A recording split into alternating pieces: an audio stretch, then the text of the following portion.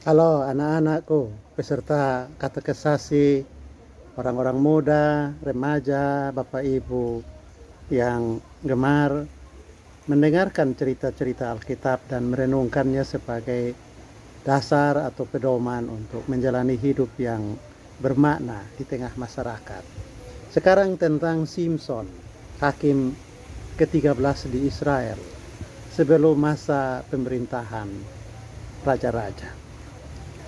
Postingan saya tentang Simson itu dalam YouTube yang pendek, kurang dari 1 menit, mengundang pertanyaan dari seorang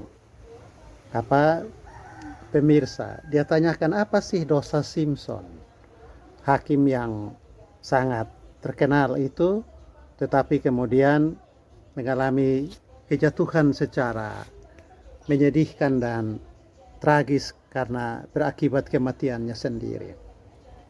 Kali ini saya ingin menjelaskan itu. Hakim Simson, di mana kelemahan dan kelalaiannya bertindak sebagai natsir Allah. Simson itu tipe pemimpin yang dalam kondisi puncak lupa Tuhan. Lebih mengandalkan naluri yang ternyata berdampak buruk. Dan karena itu mengabaikan firman Allah. Tetapi toh hikayat Simson memperlihatkan kedalaman kemurahan Allah bagi orang-orang yang bertobat. Selain Simson juga ada Delila, gadis pujaan hati Simson. Dia juga memberikan pelajaran yang berharga. Pelajarannya ialah Delila rela menghancurkan kehidupan perkawinan, bahkan membunuh partnernya sendiri demi uang dan iming-iming kekuasaan. Delila mungkin tipe apa yang kita sebut sebagai kehidupan yang dikuasai oleh materialisme atau matre. Nah, beda dengan hakim-hakim sebelumnya yang melawan penjajahan dengan membawa pasukan bersenjata dalam jumlah besar. Simson menghadapi orang Filistin seorang diri. Simson memiliki kekuatan fisik yang luar biasa.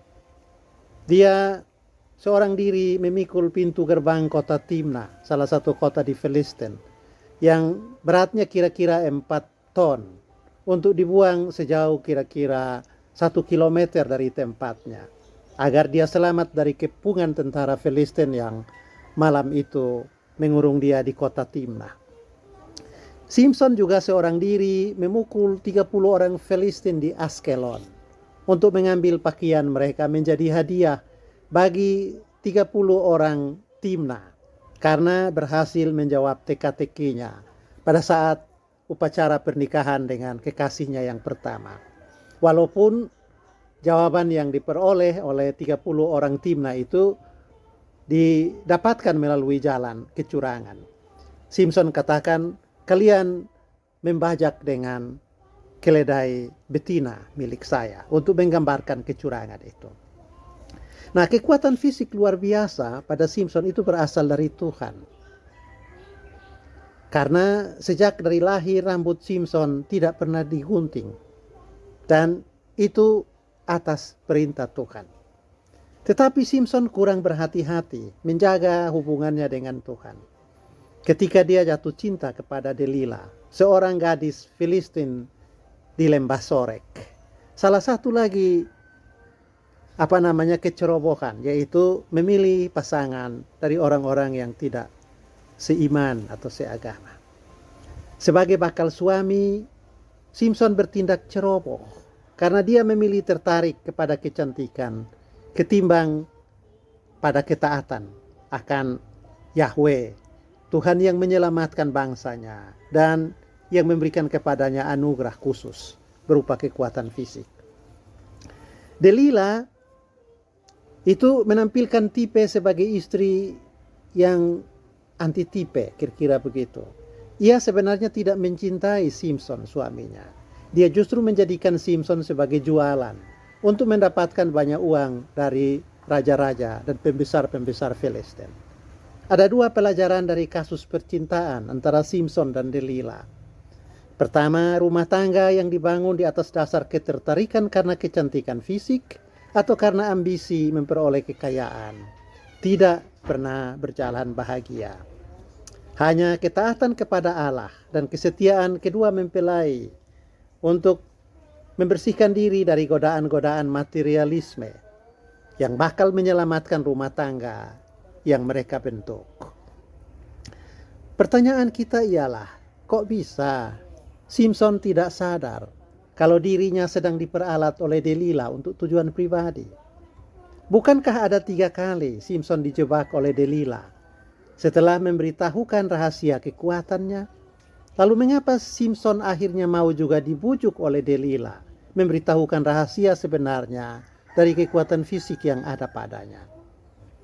Nah, ada juga di situ kecerobohan, kelalaian atau dosa. Tentu ada hubungan dengan instansi ketiga yang sebenarnya harus ikut berperan mencegah Simpson untuk terus berada dalam jerat yang dipasang oleh Delila. Instansi itu adalah komunitas umat Allah yang diwujudkan dalam diri tua-tua Israel, bahkan juga dalam diri orang tua Simpson.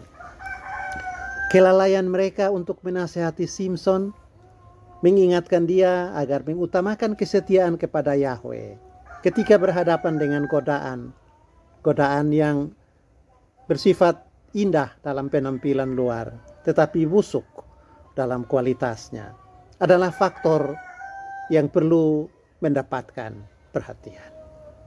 Artinya ada juga tanggung jawab sosial. Dalam arti kalau di gereja masa kini, persekutuan orang-orang percaya harus menjadi juga benteng terakhir untuk mempertahankan moral, etika, dan spiritualitas. Simpson adalah hakim yang memiliki kekuatan fisik luar biasa, tetapi luluh tak berdaya menghadapi Delila. Cinta kepada kecantikan membuat dia lupa akan perintah Yahweh. Inilah pelajaran berharga, peringatan tentang bahaya perkawinan yang tidak didasarkan atas cinta dan yang mengabaikan perlunya pasangan dari orang yang satu keyakinan, satu agama, dan satu komitmen untuk hidup dalam kekudusan dan kebenaran.